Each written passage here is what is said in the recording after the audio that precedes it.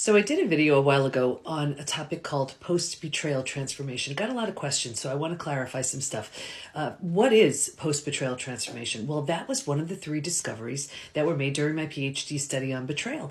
And originally I was studying something called post-traumatic growth. And for those who aren't familiar, post-traumatic growth is sort of like, I look at it like the upside of trauma. How any trauma, death of a loved one, disease, natural disaster, something like that, leaves you with a new awareness, insight, perspective you didn't have.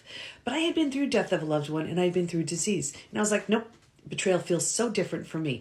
I didn't want to assume that everyone else felt the same way. So I asked all my study participants, if you've been through other traumas besides betrayal, does it feel different for you?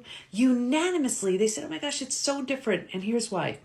Because it feels so intentional, we take it so personally. You know, think about it. The entire self is shattered. Rejection, abandonment, belonging, confidence, worthiness, trust. If you lose someone you love, for example, you grieve, you're sad, you mourn the loss.